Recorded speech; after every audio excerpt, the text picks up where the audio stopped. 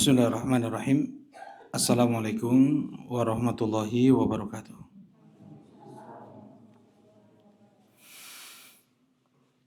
Innal hamdalillah nahmaduhu wa nasta'inuhu wa nastaghfiruh wa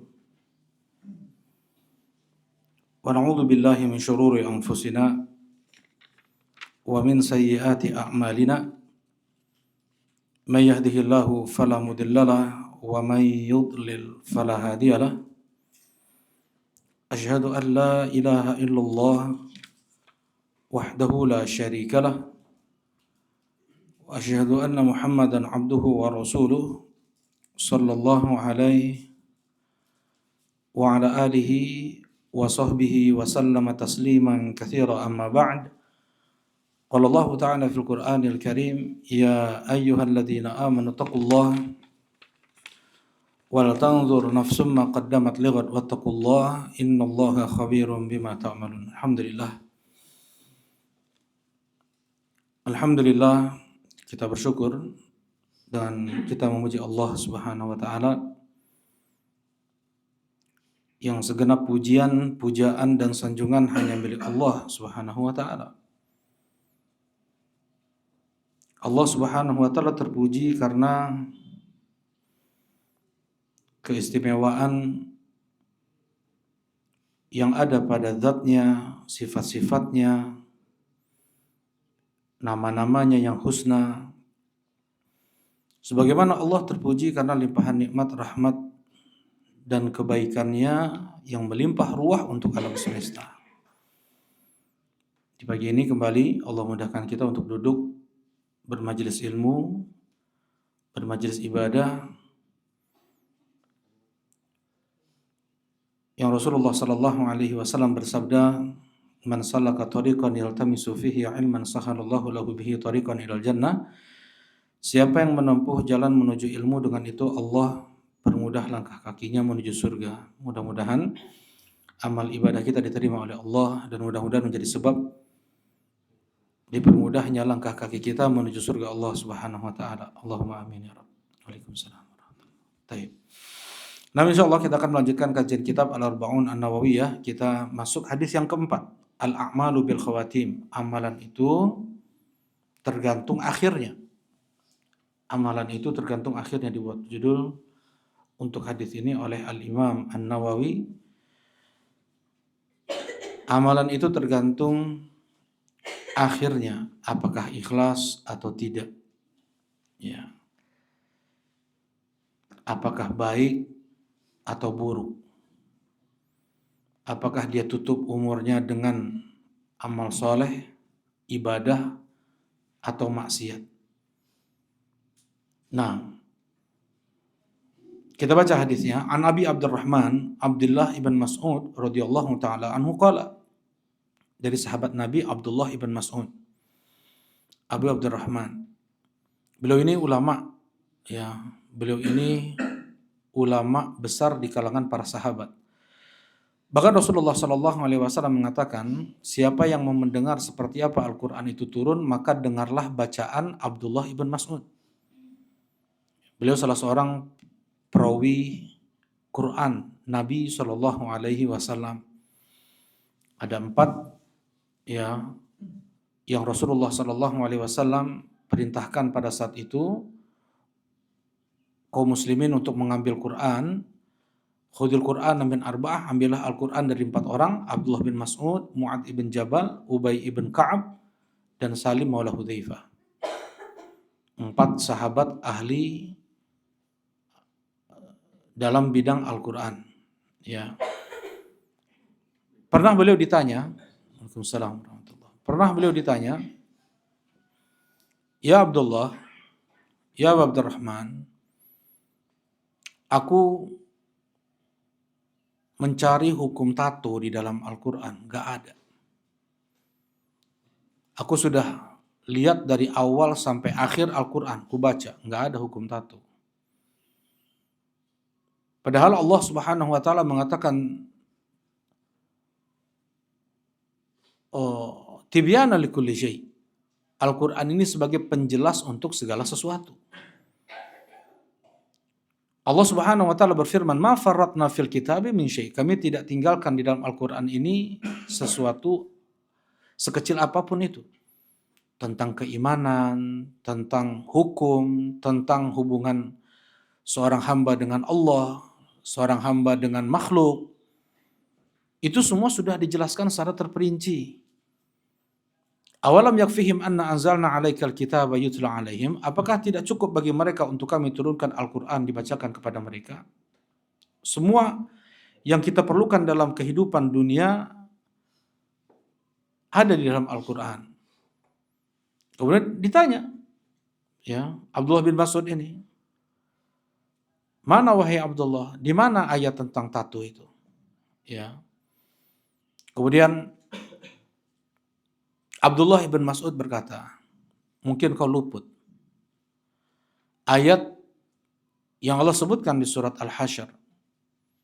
Wa ma atakumur rasulu fakhudhuhu wa ma nahakum anhu fantahu. Apapun yang datang dari Rasul, ambillah oleh kalian, dan apapun yang dilarang oleh Rasul, tinggalkan oleh kalian. Dan Allah Subhanahu wa taala mengatakan wa anzalna ilaika dzikra litubayyana lin-nasi ma nuzila ilaihim. Dan kami turunkan Al-Qur'an ini ya Muhammad kepadamu untuk engkau jelaskan kepada manusia. Tidak bisa lepas antara Al-Qur'an dan hadis Nabi sallallahu alaihi wasallam. Tentang perincian salat, waktu salat, ya tata cara salat, waktu salat, kemudian nisab zakat, manasik haji, manasik umroh, perincian tentang puasa, itu semua datang dalam hadis Nabi Sallallahu Alaihi Wasallam. Itu semua datang dalam hadis Nabi Sallallahu Alaihi Wasallam. Ya, Rasulullah Sallallahu Alaihi Wasallam berkata, "La'anallahu al-washimah wal mustaushimah, wal wasilah wal mustausilah." Allah Subhanahu Wa Taala melaknat orang yang membuat tato dan yang minta untuk dibuatkan tato. Allah Subhanahu wa taala melaknat wanita yang membuat sanggul atau rambut palsu dan yang minta untuk dibuatkan sanggul, yang minta untuk dibuatkan rambut palsu. Wan namisah wal mutanammisah. Dan Allah Subhanahu wa taala pula melaknat wanita yang mengikir giginya. Ya, giginya dikikir biar rata, kelihatan bagus, ya. Dan yang minta untuk giginya dikikir. Kemudian wanita yang minta untuk alisnya dikerok, ya. Dan wanita yang mengeroknya, dikerok. Biar apa kelihatan nggak tahu ya, biar lancip atau apa nggak tahu ya. Cuman seperti itulah kata Rasulullah SAW. Sudah ada sejak dulu orang yang melakukan seperti itu dan mengubah bentuk wajah, ya operasi-operasi plastik seperti itu ya, mengubah bentuk tubuh, ya. La'anallah man ghayyara khalqallah lil husn. Allah melaknat orang yang mengubah ciptaan Allah untuk keindahan, untuk kecantikan, untuk ketampanan, hukumnya haram. Terkena laknat. Ya, terkena laknat. Nah, jadi itu semua datang dalam hadis Nabi Shallallahu Alaihi Wasallam perinciannya. Yang itu memang betul tidak ada dalam Al-Quran. Tapi memang Allah Subhanahu Wa Taala menegaskan bahwasanya Al-Quran yang diturunkan ini Rasulullah SAW yang menjelaskannya, menafsirkannya. Ya. Kemudian Allah Subhanahu Wa Taala pula berfirman, wa kadzalika nufassilul ayati walitastabina sabilal mujrimin. Dan demikianlah kami perinci ayat-ayat kami dan agar jelas bagi kalian jalan orang-orang yang durhaka. Orang-orang penghuni neraka, mujrim. Ya, jadi betul-betul diperinci mana yang dihalalkan, mana yang diharamkan. Wa qad fassala lakum ma harrama 'alaikum, dan Allah telah memperinci untuk kalian apa yang diharamkan untuk kalian. Jadi hukum asal sesuatu itu halal sebenarnya. Hukum asal sesuatu itu halal kecuali datang dalil yang mengharamkannya. Ya. Nah, kalau tidak ada dalil pengharaman sesuatu, maka itu masuk hukumnya halal, ya. Kalau tidak ada dalil yang mengharamkan. Taib. Nah itu beliau Abdullah ibn Mas'ud ini menjadi rujukan bahkan menjadi rujukan ulama, bukan hanya rujukan kaum muslimin saja ketika bertanya tentang agama, bahkan rujukan ulama. Ya, datang Abu Musa al-Ash'ari. Waalaikumsalam warahmatullahi. Sahabat Nabi Shallallahu Alaihi Wasallam, Abu Musa al-Ash'ari, beliau ulama juga. Abdullah ibn Qais, ya, kata Rasulullah SAW, laqad utita mizmaran min mazamir ali Daud. Wahai Abu Musa, engkau telah diberikan oleh Allah seruling dari seruling-seruling Daud alaihi salatu wassalam. Saking apa? Indahnya bacaan Quran Abu Musa al-Ash'ari. Nah, ketika mereka sedang di Kufah nih berdua nih, Abdullah bin Mas'ud dan Abu Musa al-Ash'ari. Abu Musa al-Ash'ari, beliau sebelum subuh udah ronda tuh ya, udah udah keliling-keliling kampung, ya, masjid dilihat. Pas ke masjid, melihat ada banyak kumpulan-kumpulan orang, ya, 10 orang melingkar gitu, 10 orang di masjid, melingkar banyak di masjid. Ada pemimpinnya, sabbihu mi'ah, bertasbih kalian 100 kali, subhanallah, subhanallah, subhanallah. Hamidu mi'ah, bertahmid kalian 100 kali, alhamdulillah, alhamdulillah, alhamdulillah. Kabbiru mi'ah, bertakbir kalian 100 kali, Allahu akbar, Allahu akbar, Allah. Hallilu mi'ah, bertahlil kalian 100 kali, la ilaha illallah, la ilaha illallah. Seperti banyak nih, satu kelompok seperti itu. Langsung Abu Musa al-Ash'ari meminta Abdullah ibn Mas'ud radhiyallahu taala anhu, sahabat yang kita baca hadis ini, untuk mendatangi mereka dan menasihati mereka. Ya, kemudian Abdullah ibn Mas'ud mendatangi mereka. Ini kecil nih, Abdullah ibn Mas'ud orang kecil. Ya, orangnya kecil. Bahkan kalau contoh ya, pohon markisa. Gimana pohon markisa kan menjalar ya. Kalau dikumpulkan dalam satu tempat pun ngegunduk segitu aja bisa dinaiki oleh Abdullah bin Mas'ud. Saking ringannya beliau. Maksudnya melingkarnya di satu tempat gitu. Ya, melingkar di satu tempat. Bahkan diriwayatkan berdirinya orang yang tinggi sama dengan beliau berdiri. Duduknya orang yang tinggi sama dengan beliau berdiri. Ya. Nah, tetapi kata Rasulullah SAW, 2 betis Abdullah ibn Mas'ud lebih berat daripada gunung Uhud nanti di timbangan amal. Ya, Abdullah bin Mas'ud mendatangi mereka dan berkata, laqad fuktum, apakah kalian sudah melampaui sahabat Nabi Shallallahu Alaihi Wasallam? Atau kalian ini adalah pembuka pintu kesesatan? Kalian sekarang satu di antara 2 nih. Banyak orang itu yang zikir seperti itu. Kalian itu satu di antara 2. Kalian melampaui sahabat Nabi Shallallahu Alaihi Wasallam. Kebaikannya, keutamaannya, ibadahnya. Kalian itu lebih baik daripada sahabat Nabi, atau kalian pembuka pintu kesesatan untuk manusia setelah kalian? Ya, nggak mungkin mereka menjawab kami lebih baik daripada sahabat Nabi SAW. Sahabat Nabi adalah manusia terpilih. Rasulullah mengatakan khairun nasi qarni, sebaik-baik manusia adalah yang hidup di zamanku. Itu kata Rasulullah SAW. Gak mungkin ada kita beribadah bisa melampaui ibadahnya mereka para sahabat Nabi SAW. Mereka itu adalah pembuka pintu kesesatan. Kata Abdullah ibn Mas'ud, inna thiyaba Rasulillah lam tubla wa aniyatuhu lam tuksar. Baju Rasulullah SAW belum lusuh dan piring-piring beliau belum pada pecah. Maksudnya Rasulullah belum lama meninggal, baru 10 tahun, baru 10 tahun Rasulullah meninggal.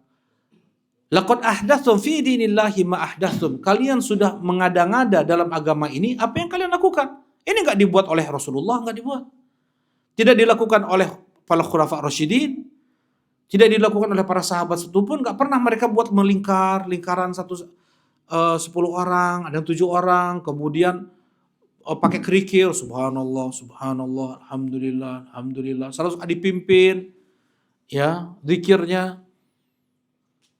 Apa jawaban mereka? Sama jawaban mereka dengan jawaban orang zaman sekarang. Mereka mengatakan, ya Abu Abdurrahman, ma nuridu illa khaira. Wahai Abu Abdurrahman, tidak yang kami inginkan kecuali kebaikan. Kami teh berzikir seperti ini untuk kebaikan, niatan kami teh baik. Gak ada kami niatan jelek. Ya, apa kata Abdullah ibn Mas'ud? Kam min muridin lil khairi la yusibah. Berapa banyak orang yang menginginkan kebaikan tetapi dia tidak mendapatkannya. Gak cukup niatan baik. Harus sesuai perbuatan tersebut dengan apa yang dicontohkan oleh Nabi. Kata Allah Subhanahu wa taala. Kemudian Allah berfirman, "Qul hal nunabbi'ukum bil akhsarina a'mala alladzina dhalla sa'yuhum fil hayatid dunya wa hum yahsabun annahum yuhsinuna sun'a." Apakah mau kuberitahukan kepada kalian orang yang paling merugi amalannya di akhirat? Mereka yang sesat amalannya di dunia, tetapi mereka menyangka sudah baik dalam beribadah. Orang Yahudi, mereka melakukan ibadah untuk ada niatan mereka untuk masuk surga nggak? Orang Nasrani begitu juga kan? Mereka mempunyai niatan ingin masuk surga, amal soleh bagi mereka. Umar bin Khattab ketika melihat ada pendeta tua, Umar bin Khattab mengatakan, amilatun nasibah. Mereka ini orang yang banyak beramal tapi hanya lelah yang mereka dapatkan. Justru neraka mereka dapatkan. Ya. Allah memastikan orang Nasrani itu kafir. Laqad kafara alladziina qalu innallaha huwa Isa ibnu Maryam. Telah kafir yang mengatakan bahwasanya Allah itu adalah Isa ibnu Maryam. Laqad kafara alladziina qalu innallaha huwa tsalitsu tsalatsa. Telah kafir mereka yang mengatakan Allah itu satu di antara yang tiga. Dan mereka pun musyrik. Allah pastikan. Ya Isa, aqulta lin-nasi ittakhiduni wa ummiya ilahaini min dunillah. Wahai Isa, apakah engkau katakan kepada manusia, jadikan aku dan ibuku dua Tuhan selain Allah? Ya. Nah, mereka menyembah Nabi Isa, menyembah Allah, menyembah juga ibu Nabi Isa. Nah, kemudian juga Allah memastikan innal ladzina kafaru min ahlil kitab wal musyrikin fi nari jahannam khalidina fiha ulaika hum syarrul bariyah. Sesungguhnya orang-orang kafir, Yahudinya, Nasraninya, ya, orang-orang musyrik agama apapun, mereka di neraka jahanam, kekal abadi di dalamnya. Mereka seburuk-buruk makhluk di sisi Allah Subhanahu wa taala. Ya. Nah, enggak seperti orang-orang liberal mengatakan ada kok surganya orang Kristen, surganya orang Yahudi, surganya orang Islam, surganya orang-orang agama lain, ada kok. Ya, tahu dari mana dia ya. Nah, yang penting itu akhlak, yang penting itu keadilan, kemanusiaan, yang penting itu kesetaraan, yang penting macam-macam mereka katakan, ya. Itu bukan inti dalam Islam ini. Akhlak yang mulia bukan inti dalam Islam. Yang inti dalam Islam adalah akhlak seorang hamba kepada Allah dengan mentauhidkannya. Itu yang paling inti. Bagaimana seorang hamba dia tidak menyekutukan Allah, itu yang paling inti dalam hidup seseorang di dunia ini. Baru setelah itu dia berakhlak mulia kepada apa? Sesama. Bukan akhlak mulia kepada sesama itu yang diutamakan, kemudian akhlak dia kepada Allah tidak dia perhatikan. Masih juga dia berkurban untuk Nyeroro Kidul, untuk Laut Selatan, untuk hutan. Itu namanya dia berakhlak kepada manusia tetapi dia makhluk terburuk akhlaknya kepada Allah Subhanahu wa taala. Enggak manfaat. Ya, orang yang bagus sosialnya luar biasa adalah orang yang pertama kali membawa kesyirikan di tanah Arab dan neraka untuk dia. Berapa banyak? Ibn Jud'an, ya, kemudian Hatim At-Ta'i. Dia ini luar biasa dermawannya, semua orang dibantunya. Dia kalau memerdekakan budak luar biasa, mudah untuk merdekakan budak, untuk berbagi, untuk ngasih unta, ngasih sapi. Apa kata Rasulullah ketika anaknya bilang, anaknya masuk Islam, bapaknya enggak, mati kafir. Ya Rasulullah, apakah bermanfaat apa yang sudah diperbuat oleh ayahku? Dia menderma hartanya. Ya, dia menderma hartanya. Apa kata Rasulullah SAW? Ya Adi, namanya Adi bin Hatim. Ya Adi, ayahmu sudah mendapatkan apa yang dia inginkan. Apa maksudnya? Ketenaran. Dia enggak pernah bersedekah itu untuk Allah. Enggak, dia ingin disebut karim, dermawan. Sampai sekarang 1400 tahun lebih, nama dia terkenal, legenda, sang dermawan, Hatim At-Ta'i. Allah sampai kasih itu. Allah sampai kasih sampai sekarang ini kedermawanan, tapi orang kafir dia ini. Sosialnya luar biasa, itu nggak manfaat. Bahkan melindungi Nabi SAW, memarahi tokoh-tokoh Quraisy untuk melindungi Nabi, Rasulullah berdakwah, ya menjaga Nabi, itu nggak bermanfaat. Siapa itu? Siapa? Abu Talib. Abu Talib sang paman Rasulullah lagi tuh. Ada tali darah dengan Nabi Muhammad SAW. Melindungi Nabi Muhammad yang tidak bisa itu dilakukan oleh Abu Bakar dan Umar, bahkan oleh Hamzah pada saat itu. Hanya bisa oleh Abu Talib.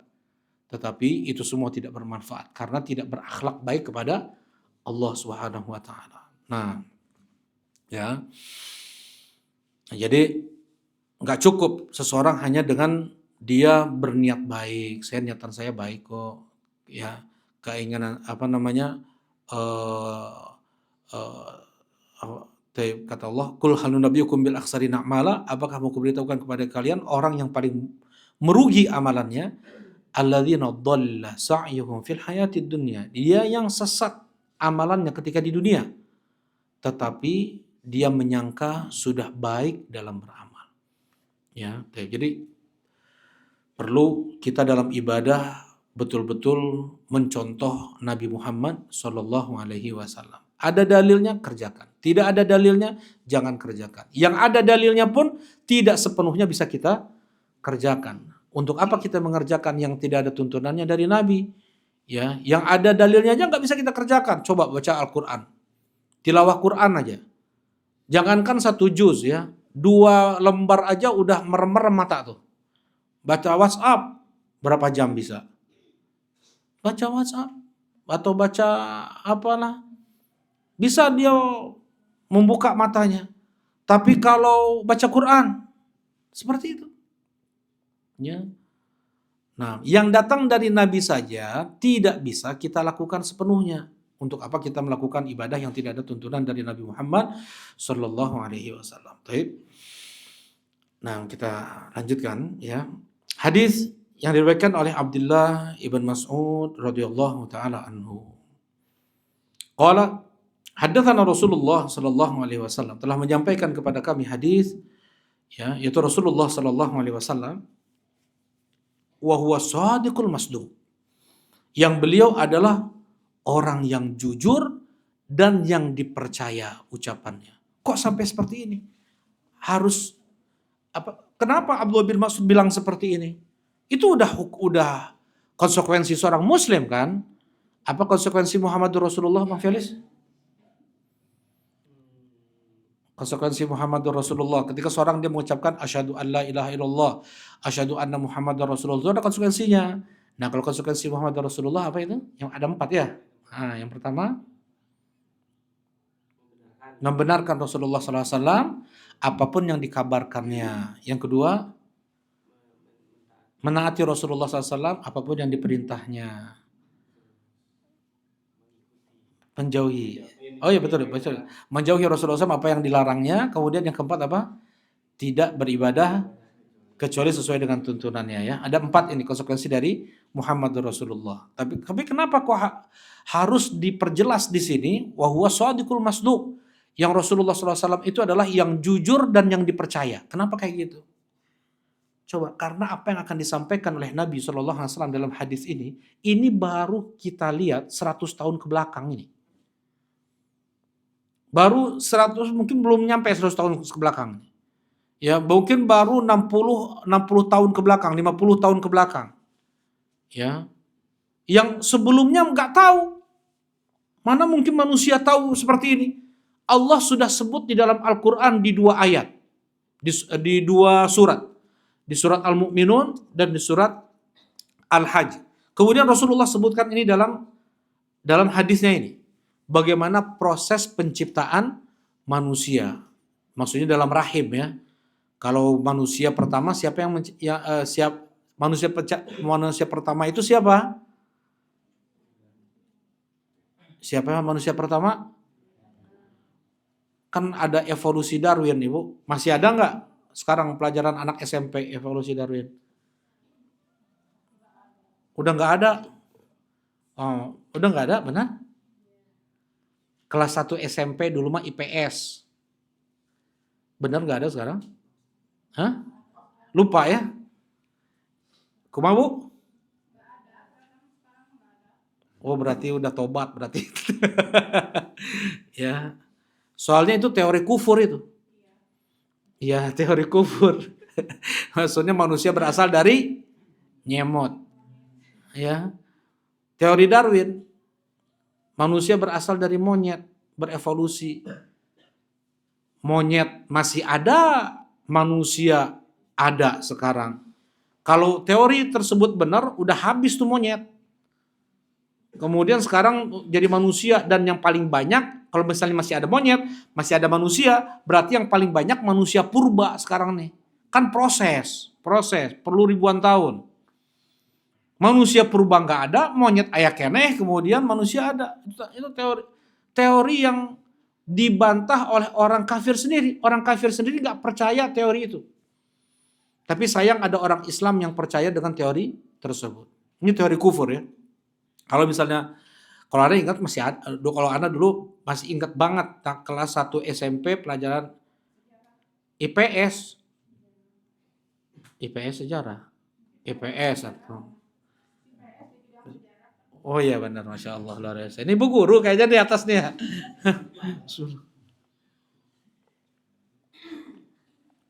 Nah, Masya Allah.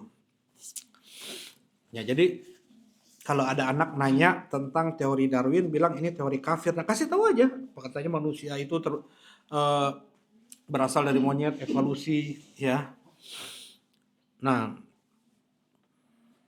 tapi harus disampaikan hukumnya. Nah, justru manusia paling ganteng itu siapa? Nabi Muhammad, Nabi Yusuf, Nabi Adam, atau Bang Felis. Yang mana nih? Hah? Mana yang Nabi Adam? Yang paling apa? Paling ganteng. Nabi Adam paling ganteng. Ya, Nabi Yusuf itu adalah Allah kasih setengah ketampanan Nabi Adam, Nabi Yusuf. Ya. Karena proses penciptaan Nabi Adam berbeda dengan proses penciptaan manusia setelahnya. Kalau proses penciptaan manusia setelahnya, jadi kayak gini. Allah menciptakan sesuatu itu ada dengan perantara, ada tanpa perantara. Allah menciptakan nih pisang nih. Ya, pisang goreng. Itu ya pisang aja dulu lah, pisang. Dari pohon pisang. Pohon pisang tanah. Tanah nggak akan tumbuh tanpa air. Air Allah Subhanahu wa taala yang membuatnya berupa awan terlebih dahulu. Ya, di surat An-Nur. Alam taro annallaha yuzji sahaban thumma yu'allifu bainahu thumma yaj'aluhu rukama fataral wadqa yakhruju min khilalihi wa yunazzilu minas sama'i min jibal min baradin fi fayusibu bihim may yasha wa yasrifu amma yasha. Kata Allah Subhanahu wa taala, apakah kau tidak lihat bagaimana Allah membuat tumpukan-tumpukan awan? Summa yu'allifu bainahu, kemudian ditumpuk-tumpuk lagi, ada di sela-selanya itu rongga-rongganya, ya. Kemudian Allah turunkan dari langit, dari gunung, coba dari langit, dari gunung, maksudnya awan itu sudah menjulang seperti gunung. Awan itu udah tingginya udah ribuan kilometer, udah ribuan meter seperti gunung, ya. Kemudian turun barat es, ada salju, ada air. Kemudian Allah timpakan kemana? Ini bukan nggak hujan tuh nggak sembarangan turun ya, tapi Allah atur kemana, siapa yang harus kena, siapa yang tidak, kemana kenanya, ya. Nah, fayusibu bihi may yasha. Allah kenakan kepada siapa yang Allah kehendaki. Wa yasrifuhu amma yasha, dan Allah jauhkan siapa yang Allah kehendaki. Maksudnya ada sawah nggak pernah kena hujan nih. Ya, sawah-sawah yang lain ada hujan bagus, berair, yang ini nggak pernah. Ya, baik. Ada makhluk ya kayak kita tercipta karena sebab perantara kedua orang tua kita. Orang tua kita tercipta karena perantara kakek kita. Sedangkan Nabi Adam alaihi salatu wassalam Allah ciptakan langsung oleh Allah Subhanahu wa taala tanpa ada perantara. Ya. Nah, Allah menciptakan kadang dengan perantara, kadang kadang tanpa perantara. Langit-langit dan bumi tanpa perantara tuh. Nah, ketika Allah menciptakan Nabi Adam alaihi salatu wassalam berarti ada keistimewaan pada Nabi Adam. Rupanya atau bentuknya yang paling sempurna dari seluruh manusia yang ada. Tingginya 60 hasta. 40 kan? Satu hasta berapa? 40 kan? 40 kali 60. 40 cm kali 60. Berapa meter? 24 meter atau 24 meter kan berarti kan? Nah, 24 meter tinggi Nabi Adam alaihi salatu wassalam. Dan umurnya 1000 tahun lebih, ya. Manusia semakin kesini, semakin jauh, semakin pendek manusia itu. Umur mereka pun semakin pendek juga, ya. Ya mudah-mudahan kita mah nggak BS-BS amat ya. Yang paling yang paling bawah kita nih, paling udah akhir zaman kita ini, ya. Baik. Kata Rasulullah, umur ummati ma baina sittin wa sab'in. Umur umatku antara 60 sampai 70 tahun. Sedikit yang Allah kasih umur 70, sedikit yang Allah kasih umur lebih dari 70 tahun. Nah, sekarang kita baca apa kata Rasulullah SAW tentang proses penciptaan manusia dalam rahim perut ibu. Mana dulu ada USG? Ya, 50 tahun lalu aja nggak ada USG itu. 20 tahun juga SG juga masih kayak gimana, sekarang udah bisa apa istilahnya 3D apa 4D. Kalau kita ngelihat kayak gini tuh 4D namanya. Kalau kita melihat seperti ini 4D atau 3D? 3 dimensi. Hah? 60 dia? 360. Kalau 4D itu apa? Oh, 4 dimensi depan. Oh gitu. Oh gitu ya.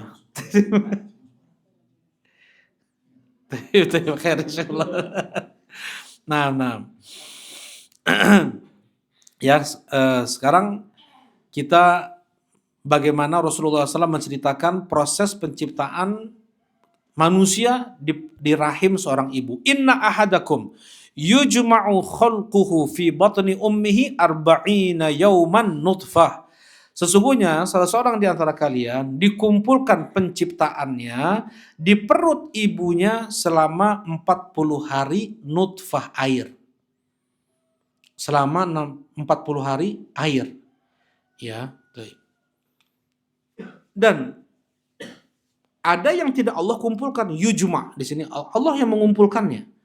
Ada yang tidak terkumpul, nggak jadi anak dia.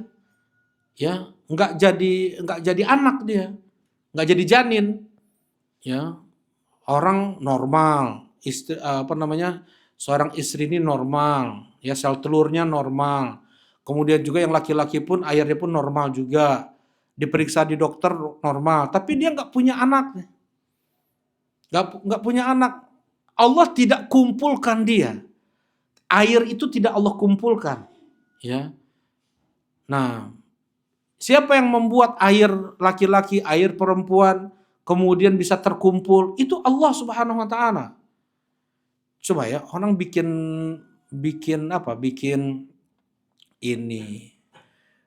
mobil, bikin sepeda, bikin pesawat, ya, mereka sampai sedetail itu. Nggak ada yang lebih detail dalam penciptaan apa? Manusia. Nggak ada yang lebih detail dalam penciptaan manusia. Katanya pembuluh darah manusia itu berapa? 240.000 kilometer. Bisa 2 kali ngelilingin bumi itu. Katanya seperti itu. Ya enggak ya. Pokoknya pembuluh darah kita ini banyak di dalam tubuh nih. Ya, sekarang kan udah ada juga alatnya ngelihat pembuluh darah manusia. Di antaranya ada hadis Nabi SAW ketika Rasulullah SAW sedang duduk bersama Abu Hurairah, tiba-tiba didatangi oleh pendeta Yahudi dan berkata, "Ya Muhammad, Aku mau bertanya kepadamu, ya Muhammad, ngomong ya Muhammad, itu nggak boleh itu. Manggil Rasulullah dengan nama itu nggak boleh. Langsung ditinju oleh Abu Hurairah, pendeta tersebut. Panggil ya Rasulullah, jangan kau panggil Muhammad. Kami menyebutnya sesuai dengan apa yang diberi nama oleh keluarganya. Kata Rasulullah, udah Pak, udah apa yang kau mau tanyakan. Aku mau bertanya kepadamu 3 hal. Dan tidak ada yang tahu jawaban ini kecuali dia itu nabi atau 1-2 orang pendeta di dunia ini. Hanya 1-2 orang pendeta yang tahu jawabannya atau dia nabi. Tanyakan, kata Rasulullah. Bagaimana bisa terjadi anak laki-laki, bagaimana bisa terjadi anak perempuan? Kemudian apa makanan pertama penghuni surga? Kemudian yang ketiga, apa yang pertama di mana manusia ketika Allah mengganti bumi dengan bumi lain? Ya, 3 pertanyaan ini. Kata Rasulullah sallallahu alaihi wasallam, idza ala, dalam hadisnya ya, dalam hadis seperti ini lafadznya. Idza ala ma'ur rajul ala ma'il mar'ah azkar insyaallah. Wa idza ala ma'ul mar'ah ala ma'ir rajul anas insyaallah. Apabila ala di sini banyak ulama khilaf nih mengartikannya. Tapi kalau secara zahir, secara bahasa, ala itu adalah di atas atau mengalahkan. Di atas atau mengalahkan. Nah, ketika air laki-laki berada di atas air perempuan, ini makna yang pertama. Yang kedua, apabila air laki-laki mendominasi air perempuan, maka dia akan menjadi anak laki-laki insya Allah. Apabila air perempuan mendominasi air laki-laki atau Allah letakkan di sini, Allah yujma, kan ini dikumpulkan di sini. Dikumpulkan, Allah yang mengumpulkannya. Menjadikan air wanita itu di atas air laki-laki, maka dia akan menjadi anak perempuan insya Allah. Seperti itu kata Rasulullah SAW. Dan makanan pertama penghuni surga adalah kabidil hut, yaitu hati ikan paus. Kemudian yang ketiga, manusia berada di bawah jembatan ketika Allah mengganti bumi dengan bumi lain. Jadi padang mahsyar ya. Allah letakkan manusia di bawah jembatan. Taib. Ya. Nah, jadi manusia bisa nggak bisa manusia berapa proses bayi tabung kan? Kalau Allah tidak takdirkan, nggak akan jadi itu. Berapa orang berulang kali nggak jadi, ya. Yujma, Allah yang mengumpulkannya terus di sini. Inna ahadakum yujma'u khalquhu fi batni ummihi nutfah arba'ina yawman nutfah. 40 hari berupa air. Tsumma yakunu 'alaqatan mithla dzalik. Kemudian menjadi segumpal darah seperti itu. Nah, nanti akan disebutkan khilaf ya. Ada khilaf. Seperti itu maksudnya 40 hari kedua. Ya, 40 hari kedua air tersebut setelah disatukan oleh Allah menjadi darah. Tsumma yakunu mudghatan mithla dzalik. Kemudian menjadi daging selama itu pula. Jadi darah menjadi daging selama 40 hari ketiga.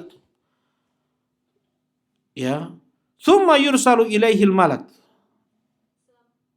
Ya, kemudian diutus kepadanya malaikat. Fayunfakhu fihi ruh.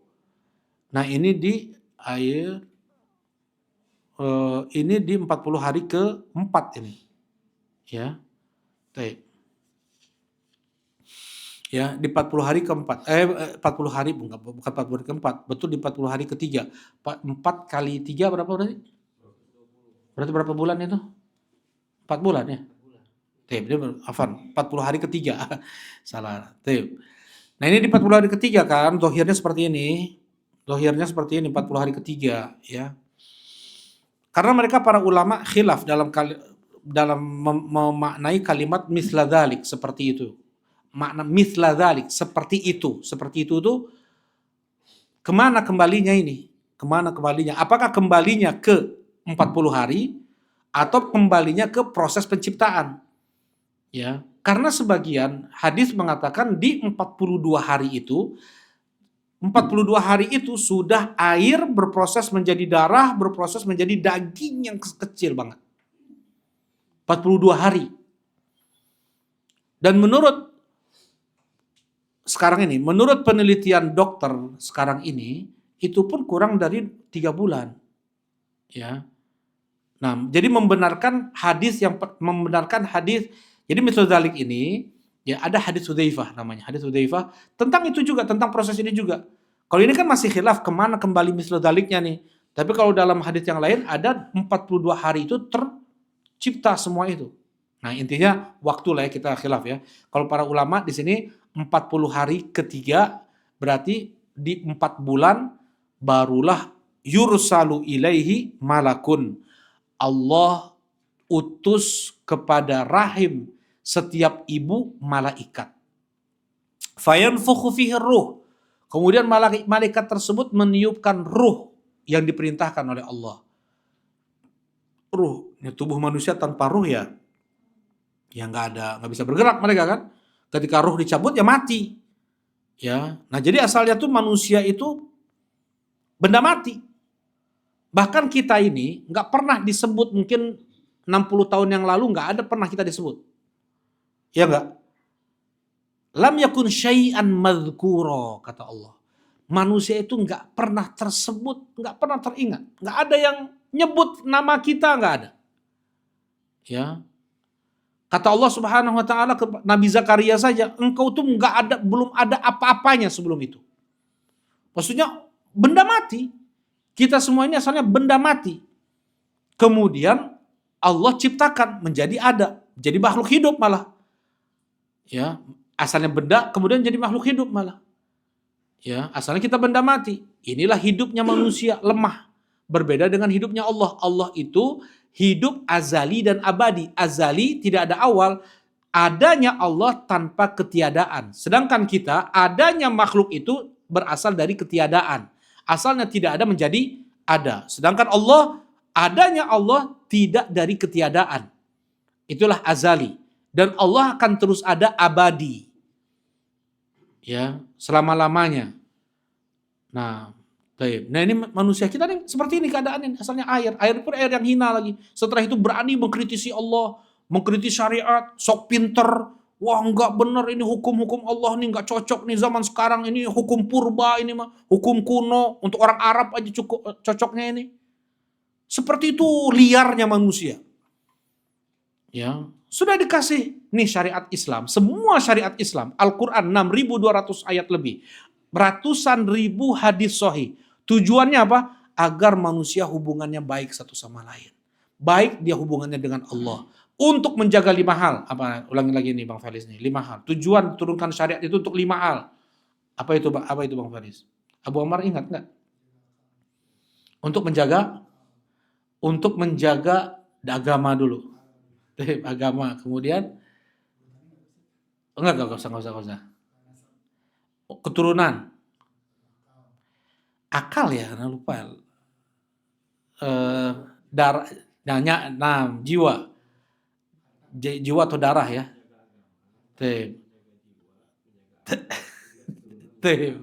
Nah, barakallahu fikum. Dia menjaga agama, menjaga darah, menjaga harta, keturunan dan kehormatan. Nah, barakallahu fikum. Jadi agar baik, coba ham-ham sok hebat ya, orang-orang Amerika, orang-orang Belanda, berapa pembunuhan terjadi di zaman mereka. Ketika Arab Saudi atau beberapa negara Arab lainnya itu di Yaman itu senjata bebas ya. Yaman itu senjata bebas. Granat waktu anak di sana dulu ya. Granat itu harganya 15.000 perak. Granat. Peluru AK-47 itu harganya cuma 1.500 perak. Ya. Kemudian pistol atau Uzi Israel ya. Sekali tek itu 20 peluru, 40 peluru yang keluar. Itu cuma $50. Dulu $50. AK-47 ada yang Rusia, ada yang Korea, ada Cina, ada yang memang kabalatak, bukannya anak mencari-cari tahu harga, enggak, memang kayak jualan tempe di sana, kayak jualan kacang di sana. ya, tapi pembunuhan sedikit di sana. Orang yang membunuh dibunuh lagi di sana. Kira-kira kalau itu dijual bebas di Indonesia gimana? Ya. Ini anak umur 14 tahun harus pegang AK. Kalau nggak ada AK ini banci. Mereka bongkar AK-47 itu nggak pakai obeng, nggak pakai apa ya. Itu dalam waktu 1 menit atau 2 menit. Mereka berlomba seperti itu. Anak umur 14 tahun. Makanya bisa pemerintah digulingkan oleh rakyat. Ya, karena memang masyarakat 12,7 atau 12,7. 12,7 untuk nembak pesawat. Itu semua ada di rumah-rumah mereka masing-masing. Tuh yang togom ya, bahasa Arabnya togom. Ya. Itu basoka itu ada pasar itunya. Nah, pasar senjata ada yang di warung-warung eser peluru. Itu pembunuhan hampir kita nggak dengar.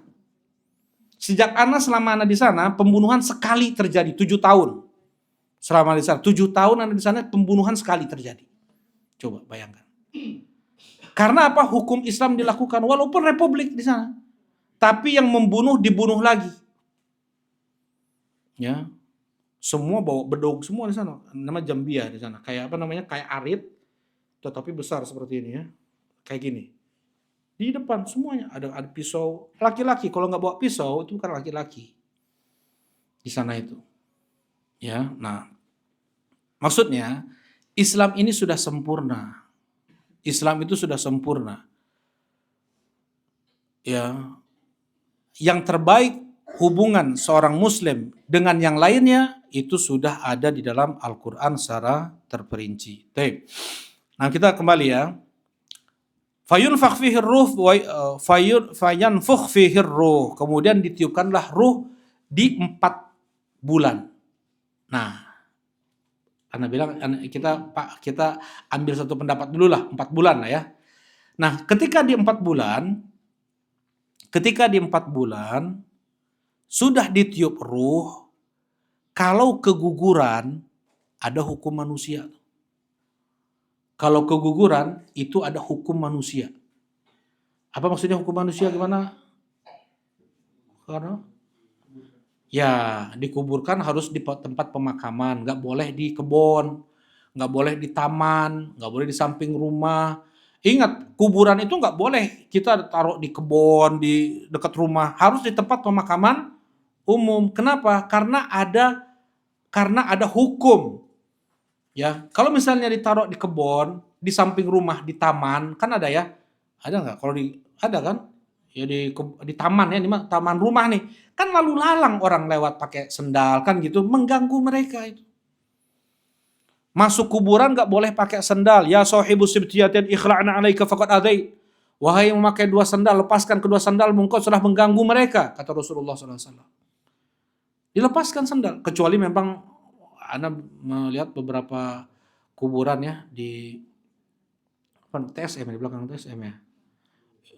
Itu kan banyak beling, tempat sampah sebagian. Jadi banyak beling, kalau kita nggak pakai sendal bisa kacugak atau ya kalau itu mah sudah uzur, sebenarnya nggak boleh.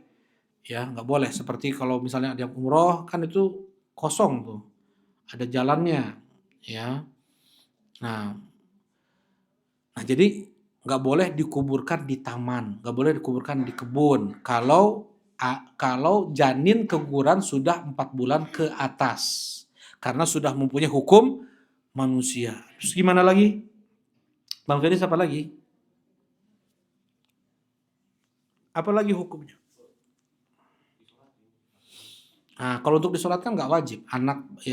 Kalau yang meninggal anak Rasulullah nggak disolatkan. Jadi kalau bayi itu yang nggak wajib disolatkan itu siapa? Syahid, syuhada, orang yang mati syahid, anak kecil. Ya, ini nggak wajib untuk disolatkan karena mereka udah jelas surga ini. Ya, anak kecil meninggal itu sudah langsung surga itu, jalan tol langsung. Nggak ada hisab, nggak ada apa, langsung surga. Bahkan sekarangnya pun mereka sudah bersama Nabi Ibrahim alaihi salatu wassalam di langit yang ke-7. Ya, auladul muslimin, bahkan anak-anak kaum musyrikin. yang mereka mati dalam keadaan belum balik sebelum masuk surga mereka ini. Ya, baik. Jadi nggak bisa disolatkan. Ya kalau hukum penyelenggaraan jenazah ya haruslah seperti misalnya dimandikan, dikafankan, dikuburkan di kuburan kaum muslimin. Untuk sholat nggak wajib, untuk sholat khusus untuk sholat nggak wajib. Kemudian apalagi wajib diberi nama, wajib atau diakikahkan, yang keguguran lebih dari 4 bulan. Ya, bukan nggak wajib ya. Sebagian memang ada pendapat Imam Ahmad mengatakan wajib akikah itu. Ya akikoh sebenarnya. Kemudian sebagian jumhur ulama mengatakan itu sunnah. Jadi boleh untuk diakikahkan, dikasih nama, ya 4 bulan ke atas. Karena sudah ditiup ruh. Nah kalau kegugurannya sebelum 4 bulan, maka tidak ada hukum manusia. Ya boleh dikubur di kebun, boleh di pot atau di mana. Ya nggak ada hukum manusia. Jelas ini insyaallah? Ya, baik. Nah, kemudian ada sebagian kayak gini ya. Oh, ini anaknya kena penyakit ini, kena sindrom ini misalnya, diketahui setelah 4 bulan ke atas, nggak boleh itu. Berarti dia sudah membunuh jiwa. Jelas itu? Berarti dia sudah membunuh jiwa. Ya. Sebelum 4 bulan. Nah, ini ada khilaf. Kalau 4 bulan ke atas hukumnya udah nggak boleh nih. Karena kalau dia gugurkan, apa istilahnya aborsi ya. Kalau dia gugurkan janin tersebut, maka dia sudah membunuh jiwa. Dosanya besar. Nah, kalau sebelum 4 bulan, nanti ada khilaf. Ada yang mengatakan boleh, ada yang mengatakan tidak boleh. Ulama ada yang mengatakan boleh karena belum jadi manusia, karena mungkin terdeteksi juga ya, mungkin sebelum 4 bulan, Allahu a'lam ya gitu ya. Bisa ya. Sebelum 4 bulan ada ulama yang mengatakan boleh, ada ulama yang mengatakan tidak boleh. Ya, tetap tidak boleh. Nah, ada yang mengatakan boleh karena itu belum manusia, belum hukum manusia. Nah, ini diambil dari hadis ini, hukum tersebut. Kemudian itu kalau 4 bulan tuh. Kalau yang 42 hari ya seperti itu jadinya. Jelas sama Felis nggak? Ya jadi kalau misalnya dia membenarkan pendapat yang 42 hari. Jadi kalau sudah 42 hari ke atas, hukumnya udah hukum manusia. Kalau 42 hari ke bawah, itu masih janin. Masih belum manusia, belum ditiup ruh. Ya, gitu teh. Nah, begitu pula lah yang namanya nifas. Hukum nifas itu kalau janin sudah ditiup ruh. Di pendapat Syekh Utsaimin rahimahullah taala. Kalau janin belum ditiup ruh, maka belum jadi hukum nifas, namanya hukum istihadah. Darah istihadah. Darah istihadah itu jadi yang keluar dari wanita itu ada darah haid, ada darah nifas, ada darah istihadah. Darah haid, darah nifas, nah ini najis, ya. Tidak boleh sholat seorang ibu yang haid atau nifas. Tetapi istihadah itu seperti darah kita keluar biasa di tangan kita biasa misalnya tangan atau di kaki keluar darah. Nah, jadi ketika janin ini keguguran di bawah 4 bulan, dihukuminya itu bukan darah nifas. Jadi tetap ibu tersebut sholat dan puasa Ramadan. Nah, diambil juga dari hadis ini. Jelas ini insyaallah? Ya, baik, barakallahu fikum. Fayanfukhu fihi ruh, kemudian ditiuplah ruh. Wa yu'mar bi 4 kalimat, kemudian diperintahkan untuk ditulis 4 kalimat. Apa yang ditulis? Bikatbi rizkihi, ditulis rizkinya, wa ajalihi, ajalnya, wa amalihi, amal perbuatannya, wa syaqiyun au sa'id, sengsara atau bahagia dia. Ditulis rizkinya, berapa air yang dia minum, berapa makanan yang dia makan, berapa oksigen yang dia hirup, berapa pakaian yang dia pakai, tempat tinggal, kendaraan, ya. Pokoknya semua rizkinya, sehatnya, Ya, kamu apalah rizkinya semua itu, semua rizki apa? Rizki banyak, semua rizki dia. Baik. Ditulis. Kemudian ajalnya, ajalnya pun ditulis. Di mana berapa umurnya, berapa tahun, berapa bulan, berapa pekan, berapa hari, berapa jam, berapa menit, ya, di mana meninggalnya, di mana meninggalnya, bagaimana meninggalnya, itu sudah ditulis, ya, berapa umurnya, di mana meninggalnya, dan bagaimana meninggalnya. Bukan artinya orang yang meninggal kecelakaan, jatuh dari bangunan tinggi atau ketabrak, berarti belum ajalnya tuh. Ya, enggak, memang itulah apa? Ajalnya. Jelas ya? Ajalnya memang segitu. Ya, bukan artinya orang yang mati muda ketabrak, oh ini belum ajalnya nih. Ajalnya mah sebenarnya mah 60 tahun. Ya, tapi karena kecelakaan jadinya sekian tahun, jadi 20 tahun misalnya. Enggak, memang ajalnya ya 20 tahun. Ditulisnya segitu. Ya, makanya kalau biasanya ya ngedoain orang kafir biar mati kayak Netanyahu nih ya. Kita doain biar cepat mati gitu ya. Bilang kita doanya gimana? Mudah-mudahan Allah cukupkan rizkinya. Ya, mudah-mudahan Allah sempurnakan rizkinya. Sudah habis rizki air minumnya dia minum, makanannya dia makan, tinggal apa? Mati lagi setelah itu. Ya, mudah-mudahan Allah sempurnakan rizkinya. Bukan jadi apa maksud disempurnakan rizkinya? Ya, nah mudah-mudahan cepat mati itu orang. Nah, gitu maksudnya.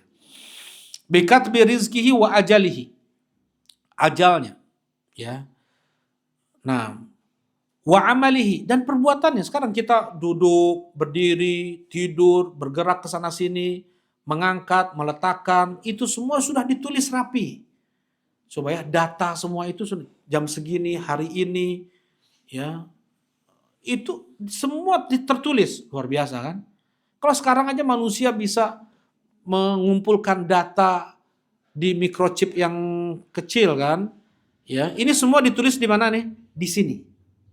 Di kening di antara kedua mata. Di kening di antara kedua mata.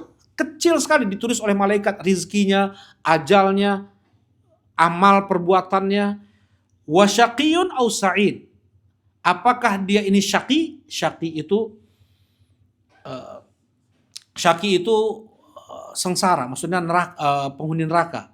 Au sa'id, ataukah dia bahagia menjadi penghuni surga. Sudah ditulis sebelum lahir, sudah ditulis surga atau nerakanya seseorang. Tidak akan bertambah tidak akan bertambah jumlah penghuni neraka atau penghuni surga, nggak akan juga berkurang. Jelas itu? Innallaha, nanti akan disebutkan di sini. Ada di sini. Ya. Karena itu semua, jadi pencatatan amal secara umum 50.000 tahun sebelum Allah menciptakan langit-langit dan bumi. Ya, nanti kita bahas takdir insyaallah. Wa syaqiyun aw sa'id, dan sudah ditulis apakah dia jadi orang sengsara di neraka ataukah jadi orang bahagia di surga.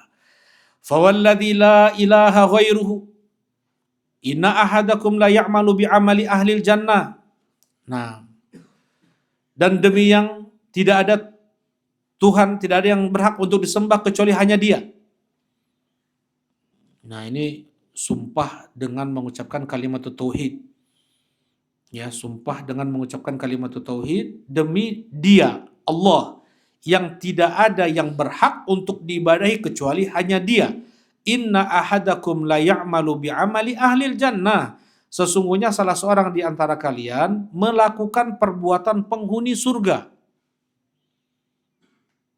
Ya, berpuluh tahun jadi ustaz. Naudzubillah ya. Coba deh, naudzubillah bukan jadi ustaz, naudzubillah ya nanti akhirnya nih.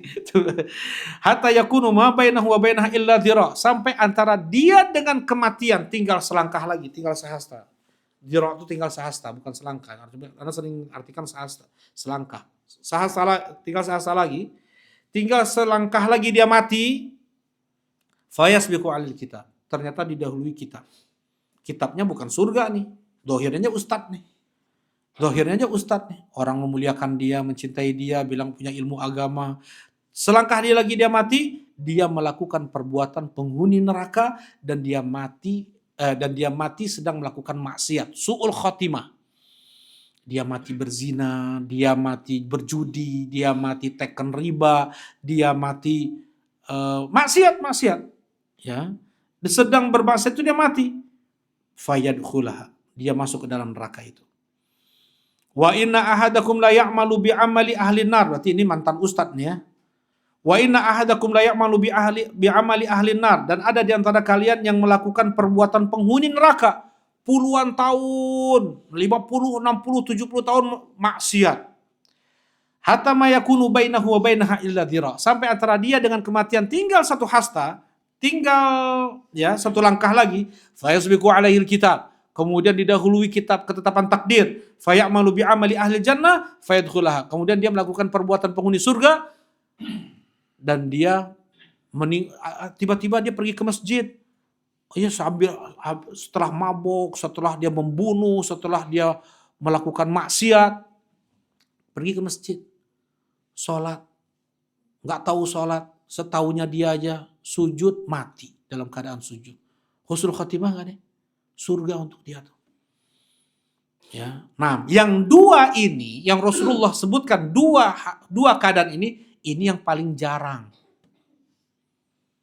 Yang paling jarang. Biasanya manusia itu adalah yang biasanya dari kecil, dari mudanya itu sudah baik, semakin tua dia semakin baik dan mati dia dalam keadaan husnul khotimah. Itu kebanyakannya. Dari kecil, dari muda dia udah jelek, udah jahat. Ya jelek perbuatannya, udah jahat, dia melakukan banyak kedzaliman, maksiat, semakin tua semakin keladi. Tua-tua keladi, semakin tua semakin jadi. Ya bahkan dikasih nasihat nggak mau, bahkan sengaja dia nantang-nantang, mati dia dalam keadaan maksiat tersebut. Itu yang paling banyak kan? Itu yang paling banyak tuh. Ya. Kemudian yang ketiga, yang paling banyak dua ini nih.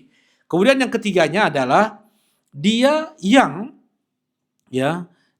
asalnya melakukan amal buruk, dia melakukan maksiat, tetapi kemudian Allah berikan dia hidayah dan dia mendapatkan husnul khatimah. Nah, yang paling sedikitnya yang mantan ustadz nih. Tapi memang ada. Ya, orang ini melakukan ibadah, dia melakukan berbagai macam amal soleh, tapi dia diakhiri dengan su'ul khatimah. Karena nggak mungkin Allah untuk membuat seseorang yang dia beramal soleh, Allah berikan dia su'ul khatimah itu nggak mungkin. Ya. Nah kok bisa ini jadi su'ul khatimah? Nah jawabannya apa Kang Rama? Kenapa Kang Rama?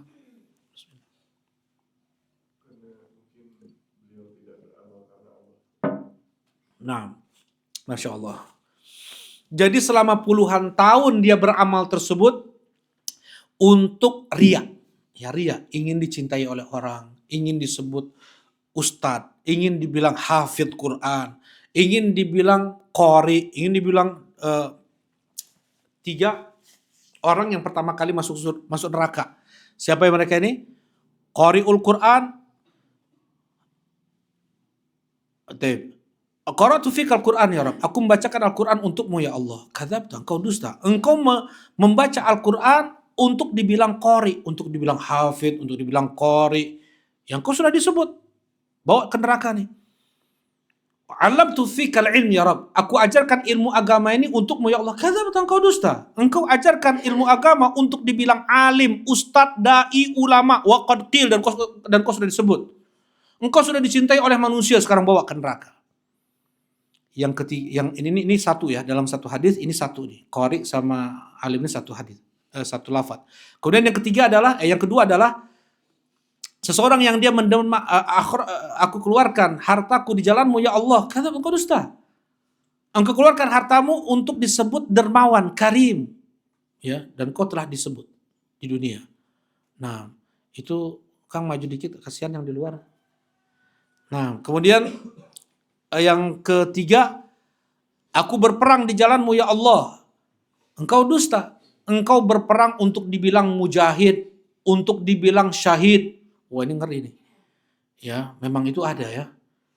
Ya. Dan ini mengerikan. Maksudnya apa ya? Resikonya mati memang ya. Tapi dia niatannya agar dibilang mati syahid, agar dibilang mujahid, untuk disebut namanya. Bukan karena Allah dia berperang. Ya, engkau dusta, engkau berperang untuk disebut syahid, engkau untuk disebut mujahid. Ya, bukan karena Allah, bukan untuk menegakkan kalimat la ilaha illallah, bawa ke neraka orang ini. Nah, jadi kenapa kok orang berpuluh tahun dia melakukan ibadah, akhirnya su'ul khatimah? Karena buruk niatnya, isi hatinya. Tadi yang pertama, di sini juga sebenarnya dalam hadis ini, dalam riwayat yang lain, Rasulullah SAW sebutkan, fima yabdulin nas. Orang tersebut dia melakukan amal soleh yang terlihat oleh manusia. Yang gak terlihat oleh manusia apa? Isi hatinya. Ternyata dia untuk riya. Atau, yang pertama nih, riya. Atau ujub. Dia merasa bangga. Ini saya ibadah mah ya, karena saya mah ujub, saya mah sudah soleh dari kecil juga. Saya mah sudah belajar ilmu agama, ujub ya. Jadi merasa kebaikan itu hasil usaha dia sendiri. Nah ini yang ujub. Beda dengan kibar, sombong. Kalau ujub itu adalah jalan menuju kesombongan. Ya, yang sombong, yang sombong itu sudah pasti ujub. Yang ujub belum tentu sombong. Kayak gitu. Ya. Nah, jadi kalau kita sedang membaca Al-Fatihah, iyyaka na'budu wa iyyaka nasta'in, hanya kepada Engkau lah kami beribadah ya Allah, dan hanya kepada Engkau pula lah kami meminta pertolongan. Kalau dia hakikatkan ayat tersebut, maka dia tidak akan riya, dia tidak akan ujub, apalagi sombong.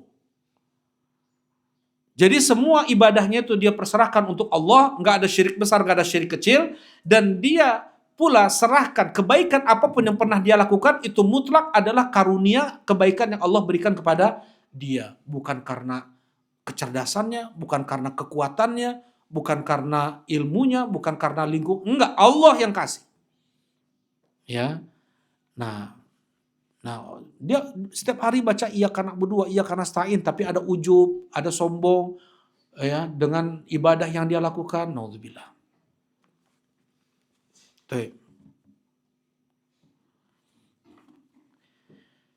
Nah, di sini kita membahas tentang ketetapan takdir. Ya.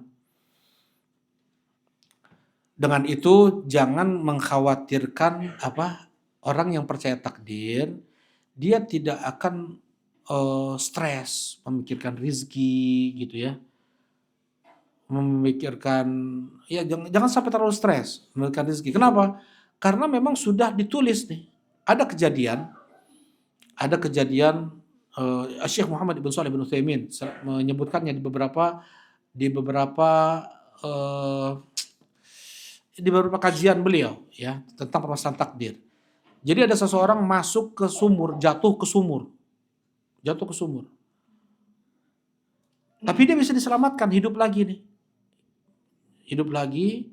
kemudian dikasih minum susu, ya. Kemudian tadi gimana kamu jatuh kok bisa jatuh?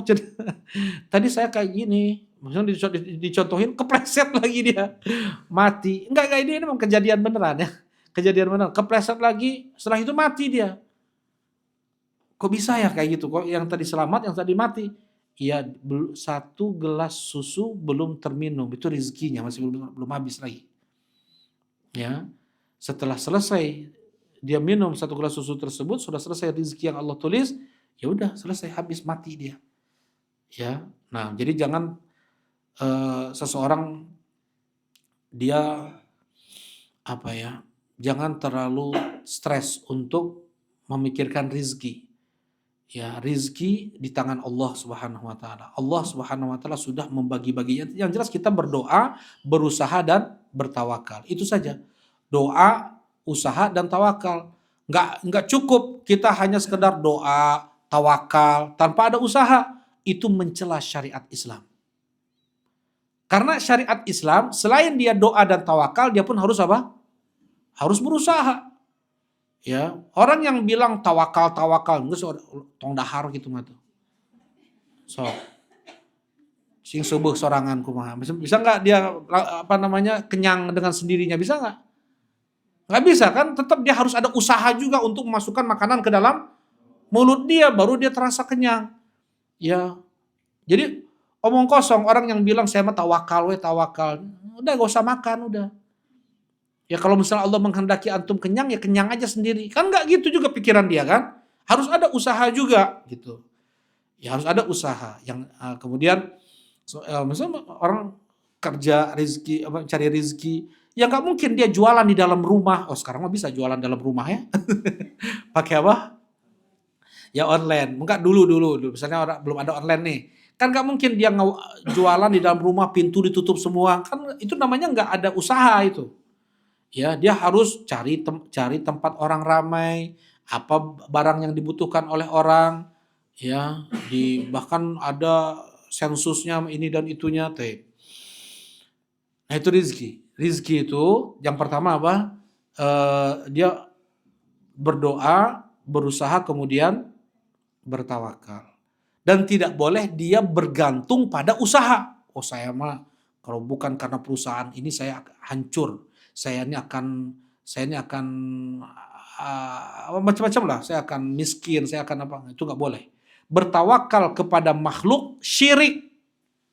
Kita nggak boleh mengandalkan makhluk. Ya, baik orang ataupun yang perusahaan atau barang yang ada di perusahaan. Nggak boleh kita bertawakal kepada makhluk karena itu syirik. Nah, inilah yang diucapkan oleh Syekhul Islam Ibn Taimiyah rahimahullah ta'ala.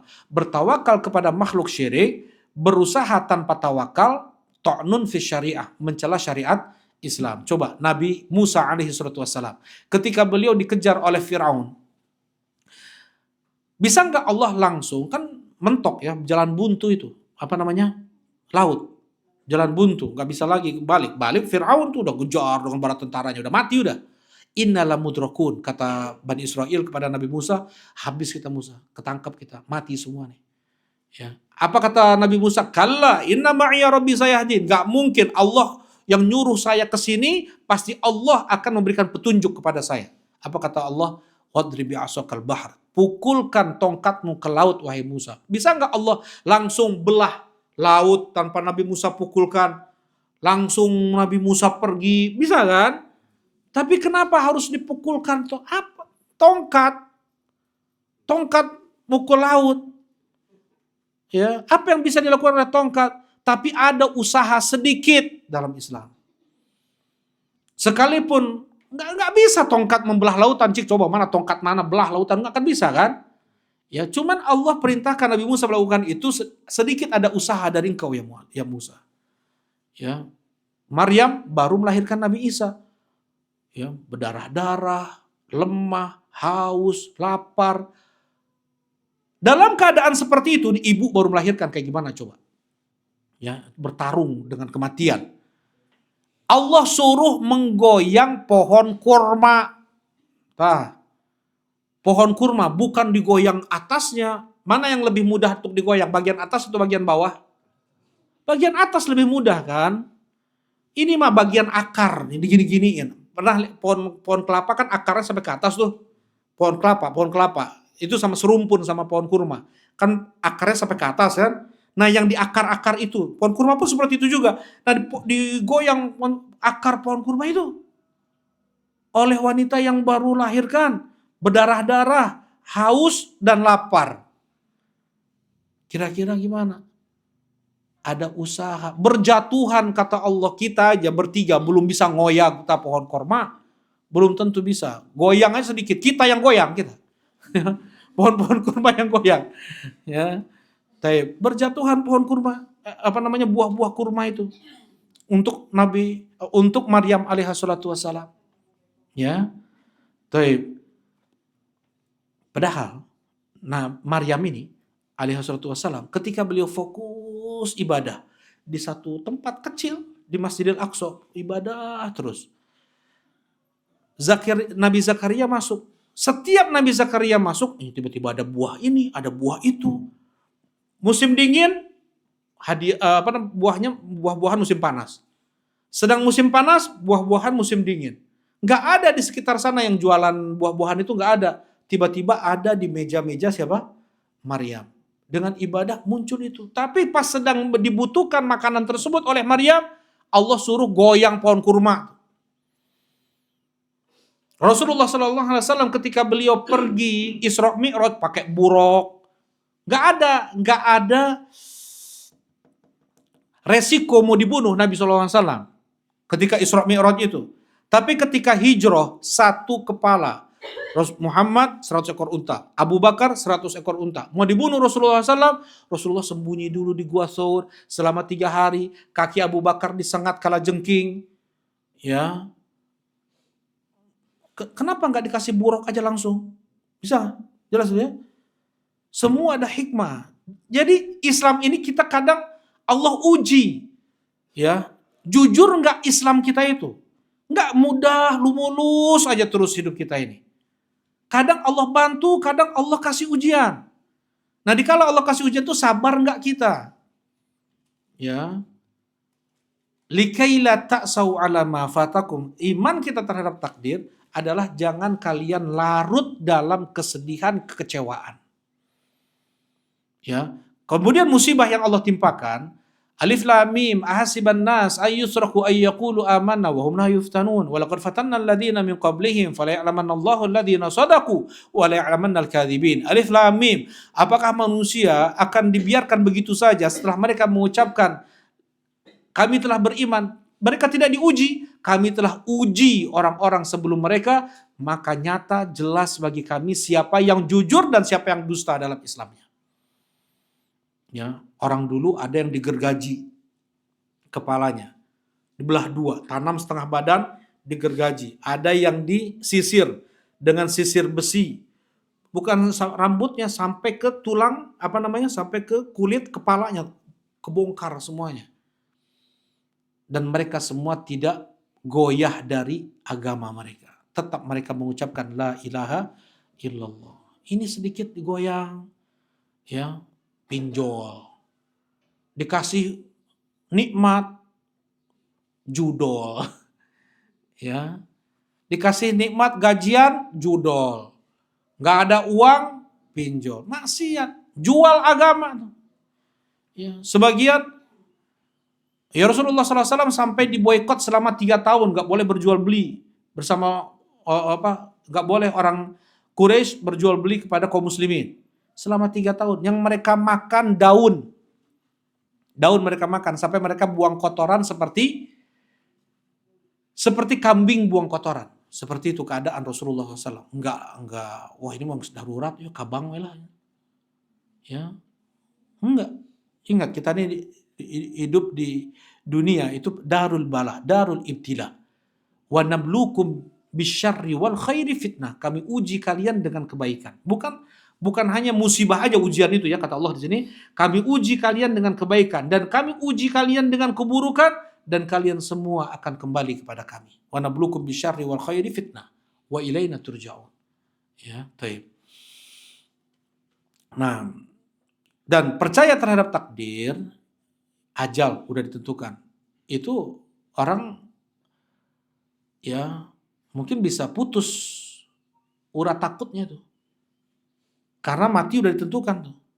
Ajal udah ditentukan tuh. Ya. Lau annan nas, kata Rasulullah SAW, andaikan seluruh manusia berkumpul untuk memadaratkanmu, mereka tidak bisa memadaratkanmu kecuali hanya yang sudah Allah tulis untukmu. Andaikan seluruh manusia berkumpul untuk memberikan manfaat kepadamu, mereka semua tidak bisa memberikan manfaat kepadamu kecuali yang sudah Allah tulis untukmu. Ya. Rufi'atil aqlam wa jaffatis suhuf. Telah diangkat pena dan telah kering tinta di Lauhul Mahfuz. Gak akan berubah ketetapan takdir. Umur kita ya segitu-segitu. Ya. Nah, makanya mereka para sahabat nggak ada takut mereka ketika perang itu. Yang mereka cari memang mati memang, tapi berapa kali nggak mati-mati. Kayak Khalid ibn Walid, gak ada jarak sejengkal di tubuhnya kecuali ada luka sayatan dan tusukan. Sayatan, tusukan, sobek, semuanya. Khalid bin Walid gak mati-mati. Besok aku berperang itu lebih aku senangi daripada aku besok nikah. Daripada kemungkinan aku besok punya anak, lahir anakku. Besok aku perang lebih aku cintai. Tapi lihat aku sekarang ini, mati seperti unta tua mati. Ya, kata Khalid bin Walid. Belum dilengsarkan oleh Umar ibn Khattab. Ya, nggak jadi panglima perang lagi. Kenapa? Kenapa Kang Rama jawabannya nih? Atau Abu Ammar?